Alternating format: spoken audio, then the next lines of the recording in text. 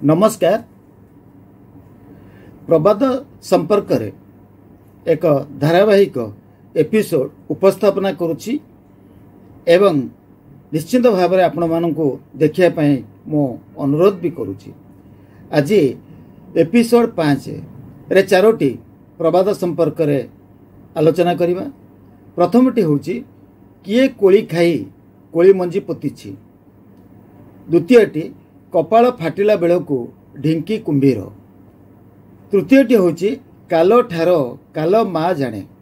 चतुर्थटी होछि कोसे गले पोसे मिले। तबे प्रथमटी को आमे आलोचना करिबा जे किए कोली खाई कोली मंजी पोतिछि। गोटे गछटे होछि चारारु गछटे हैला बढ़िला फूल फल हैला तापरे कौन हबो किछि दिन परे से गछ मरीजिवो। सेमती आमर जन्म अच्छी एवं आमर मृत्यु अच्छी तार भीतर गोटे जीवन काल अच्छी जो थे कि आमे विभिन्न स्तर देकरी गति करुचे जोटा कि आमर शैशव अवस्थारू वृद्धा अवस्था पर्यंत। तेणु एथरे कैशोर अवस्था अच्छी यौवन अवस्था अच्छी एवं वृद्धा अवस्था भी अच्छी।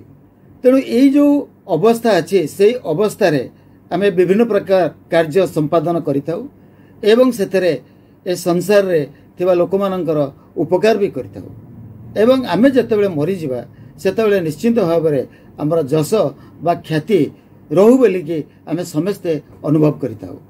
तेणु संसार रे जदि आमे जन्म नहींचे तेबे निश्चित भाव में आमको विभिन्न स्तर रे किछि ना किछि कार्य करिया को पड़िबो, किछि कर्तव्य संपादन करिया को पड़िबो। तेणु मनीष होची मरणशील एवं ये संसार होची अनित्य। आज जहाँ अच्छी काली की नथिबो समय सहित परिवर्तन घटुची। तेणु संसार रे कौन केतेबेले घटिबो ता हमें कहि परिबा नाही। आमर जो संस्कृति थिला परंपरा थिला चालीचलन थिला ढंग रंग थिला ता मध्ये परिवर्तन घटुची एवं नूतनत्व को आमे ग्रहण करि नउचे। तेणु मन रखिया उचित जे संसार रे जेतेबेले आमे थिबा सेतेबेले निश्चित भाव में आमको किसी भल कम करिया को पड़ो। कई कोली खाई कोली मंजी पोतिनी जे पुणी से मंजीरू से गछ होकर जन्म नब।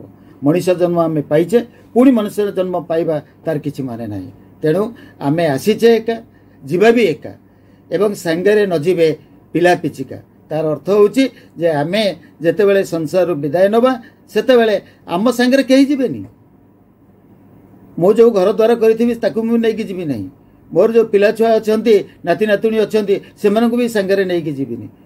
मो जाई सारा पर से क्रियाकर्म करेंगे तापर किसी दिन भूली जाए फटोटे रखिक पूजा करेंगे एवं तापर कौन करेंगे ना वर्ष को वर्ष श्राद्ध बा तर्पण करेंगे एतिकटी करेंगे। जिते दिन जाए मन थी करेंगे जो दिन जाके मन छाड़ीपर आउ करेंगे ना।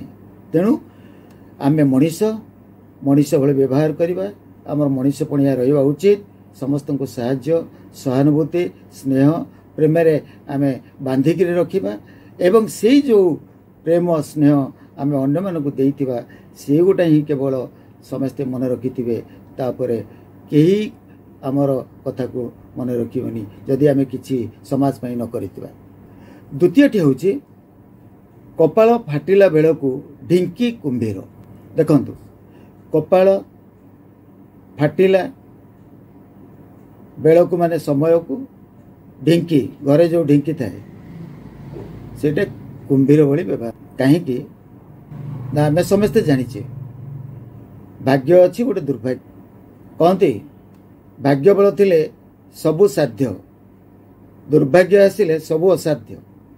माने जो काम करवा सेटा सक्सेस हब ना कृतकार्य आम से हेबा ना। तेणु जेतेबेले जीवन रे समस्या अच्छी दुर्भाग्य भी अच्छी। जदि जीवन रे किसी घटना अच्छी दुर्घटना भी अच्छी। तेणु खाली सबु बेले जे जीवन में आम सुख पाइबा तार किसी माने नहीं। जीवन में भी आम दुख पाइबा। तेणु जेतेबेले कपाल आमर फाटी जाउची जेतेबेले आमर दुर्योग आसुची जेतेबेले आमर दुर्भाग्य आसुची सेतेबेले आमे ताकू सहीबार अछि।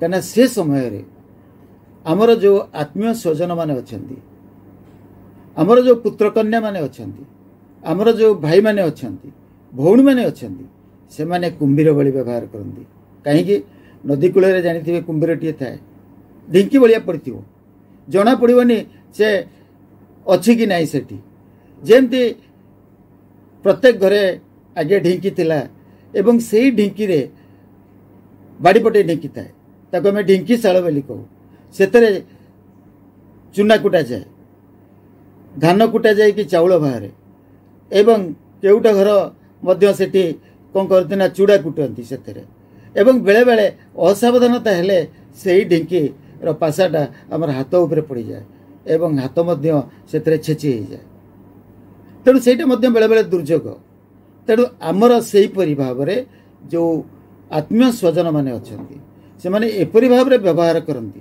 ढिंकी भली पड़ रही थे किंतु बेले बेले आमको एमती छेची देवे आमको एमती हैरान करेंगे कुंभीर भली ग्रास करदे आम संपूर्ण रूपे कुंभीर पेट भितर रहा भाया आम अनुभव करवा जे कि आम समस्ते मरी जाइए आम के अनुभव करवानी जे आमर आत्मीय स्वजन माने आमर क्षति करेंगे बोलिकी किंतु बेले बेले एबे देखुंती जे जदि ऋण रे बुड़ी जाऊँगी पुओ तेबे बापा को छुरी मारिकी ताको मारी दौची तेणु ये समाज रे एमिति भी लोक अच्छा आत्मीय लोक मैंने अच्छा जो मैंने कि आमर सबु बेले क्षति करने चेष्टा करती किंतु आम आत्मीय बोली भाविया कहीं ना आमको जी क्षति करू ना कहीं आम कहार क्या शत्रु बोली भाविया ना आम से मित्र बोली भाविया आ जे पर्यंत आम मित्र बोली भावी से पर्यंत समस्ते अनुभव करेंगे जे नाई ये लोकटे भल लोकटे आ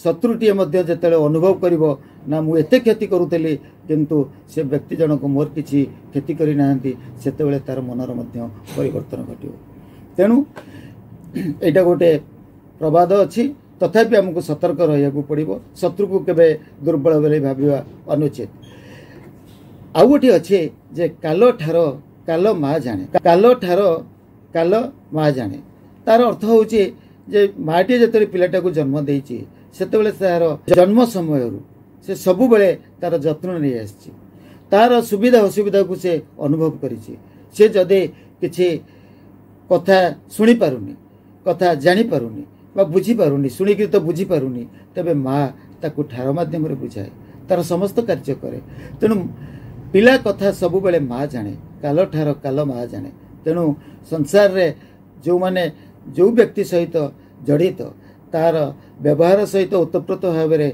जड़ित ताकू से सबुदिन अनुध्यान करिथांती एवं अक्लेशरे से माने तार मनर कथा को बुझी पारंती अपर केही ताकू बुझी पारेनी तेणु कथारे अछि जेजा लोक निज प्रियजनकर कथा केवल से प्रियजन लोक माने ही बुझी पारिबे तेणु आमर सुविधा कौन असुविधा कौन आमर आत्मीय स्वजन मैंने बुझीपारे आमर संपर्क मैंने बुझीपारे तेणु जो मैंने आम सहित अभ्यस्त अच्छा जो मैंने आमको भल भाव में जानती से माने आमर कथा को अक्लेश बुझीपारती अन्य माने कहीं बुझीपारे ना चतुर्थटी हूँ कोसे गले पोसे मिले कोसे गले पोसे मिले तार अर्थ हूँ जे आमर डिस्टेंस को सब आम मापी था किलोमीटर रे कोशरे अतीत आम कोशे मापुलु केते कोश से बाट चलिक जापी तेणु आम जिते कौन करूँ ना निज ग्रामटी को छाड़िक अन्य दूसरा जगह को जाऊ